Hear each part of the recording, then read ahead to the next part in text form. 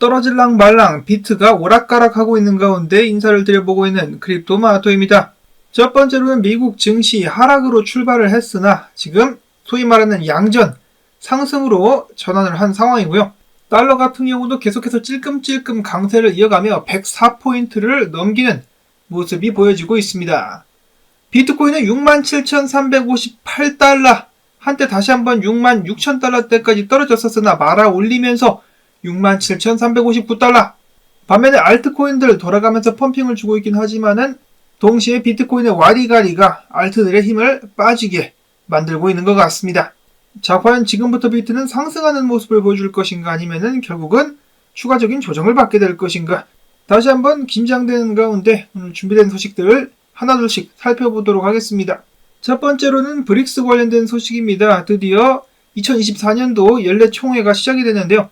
각국의 내노라는 정상들이 러시아에 하나둘씩 당도하는 모습들이 보여지고 있습니다.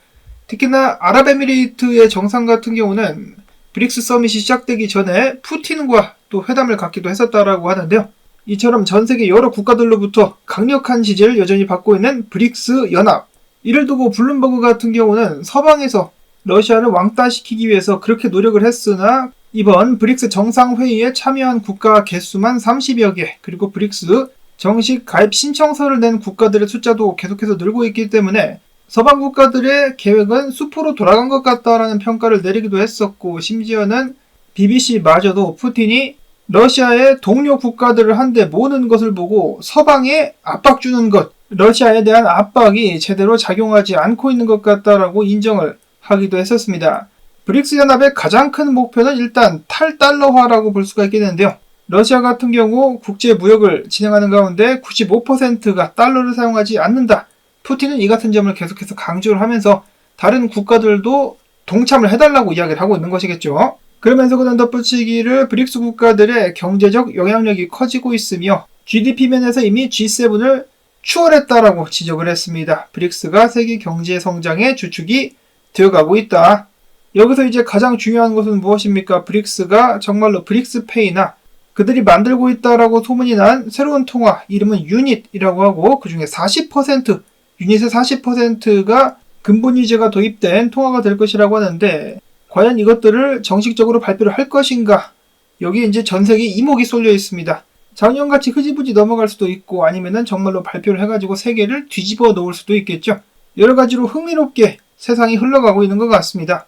저는 일단 개인적으로는 언제나 그렇듯이 전쟁이 먼저 끝났으면 좋겠는데 이런 브릭스를 서방 국가들이나 미국이 그냥 두고 볼 것인지 아니면은 또 뭔가를 하려고 할 것인지 그런 점은 불안하기도 합니다. 다음으로는 본격적인 비트코인 소식 넘어가 보도록 하겠습니다. 어제 비트코인에 거대 자금 다시 몰려 들어왔습니다. 2억 9천만 달러 순유입에 이 중에 블랙록에서만 3억 3,200만 달러가 흘러 들어왔는데요.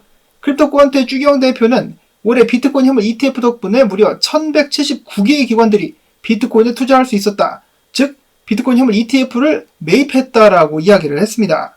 아직 출시된 지 1년도 채 되지 않은 ETF인데 이 정도면 어마어마한 성적이라고 볼 수가 있겠죠. 자, 그리고 ETF 중에 기관들이 보유한 물량은 아직까지는 20%밖에 되지 않는다라고 합니다. 비트코인 개수로 치자면 19만 3천 개라고 하는데요. 기관들의 비트코인 투자는 저는 이제 막 시작이라고 생각을 하고 있습니다. 앞으로 더욱더 많은 기관들이나 연금 등에서 비트코인 투자에 대한 승인이 떨어질 것이기 때문에 더욱더 많은 자금이 밀려 들어올 수 있지 않겠느냐. 자, 그리고 ETF에서 기관 보유량이 20%면 나머지는 80%는 다 개인이라든지 부자 투자자들이라고 볼 수가 있겠죠.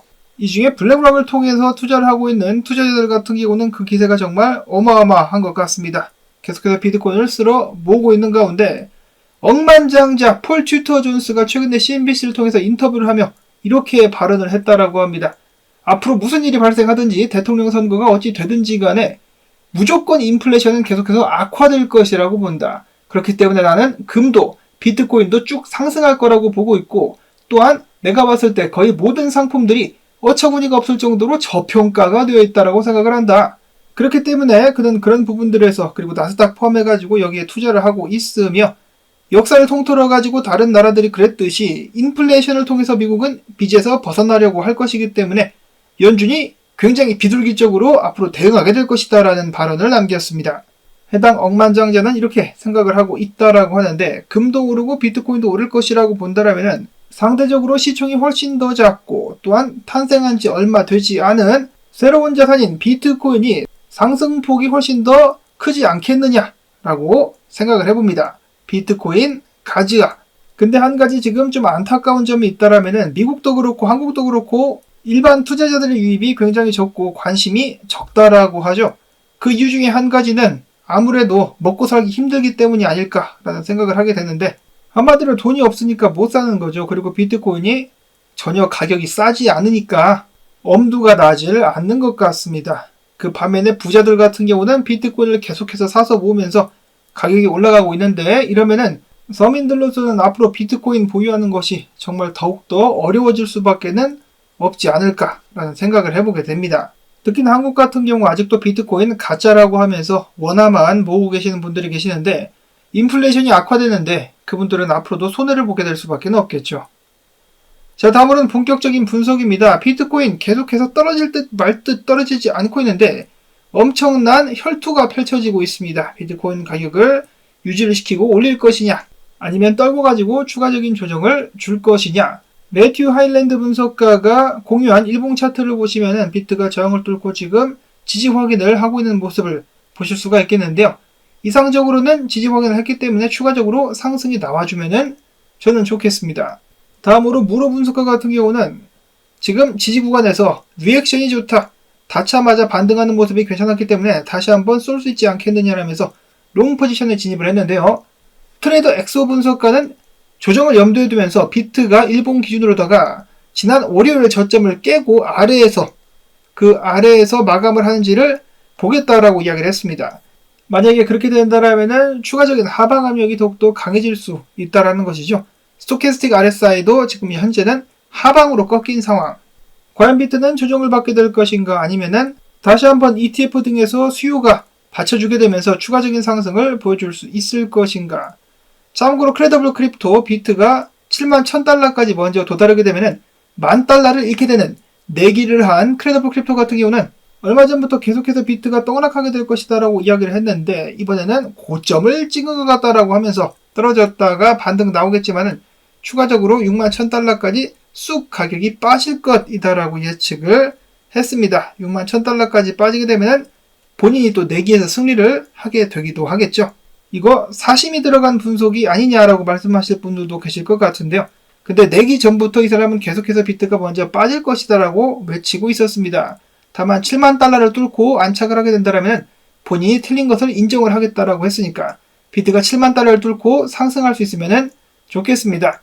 다음으로는 얼마 전에 HBO에서 사토시로 개발자 피터 토드를 지목을 했는데요. 피터 토드는 그때 당시 그냥 비트코인 역사에 관한 내용이라고 하길래 아무런 생각 없이 그냥 다큐멘터리에 출연을 했는데, 갑자기 HBO 측에서 그를 사토시로 몰아버리니까 갑자기 난데없이 강도나 납치 등의 위협에 노출되었다라고 합니다. 비트코인 100만 개 들고 있다라고 생각을 하니까 나쁜 놈들이 노리겠죠. 그래가지고 숨어있는 상황, 멀쩡한 사람의 인생을 망쳐버린 HBO.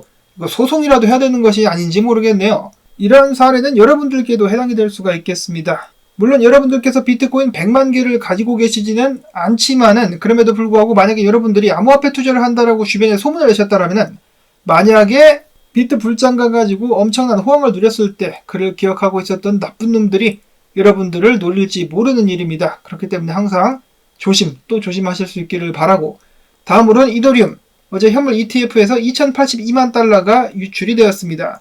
그 와중 속에서도 블랙록에서는 480만 달러 상당이 유입되었었고, 이더리움이 2,700달러 선에서 안착을 하는데 실패한 가운데 만약에 2,800달러까지 돌파하게 될 경우 3,000달러까지도 쏘게 될 수 있다라고 QCP 캐피탈 측에서는 밝혔습니다.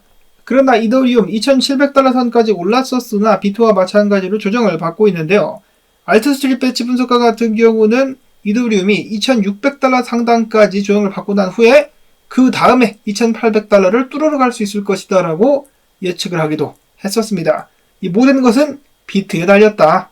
이어서는 솔라나가 강세를 보이고 있는 가운데 솔라나의 대표 탈중앙화 거래소인 주피터 같은 경우도 최근에 강세를 보여주고 있기 때문에 90센트 상에서 추가적인 축적 이후에 지속적으로 상승하지 않겠느냐, 차트가 정말 좋아 보인다라고 크립토랜드 분석가는 지적을 하기도 했었습니다. 이어서는 최근에 가장 많이 상승한 밈코인들 중에 하나라고 볼 수 있는 팝캣.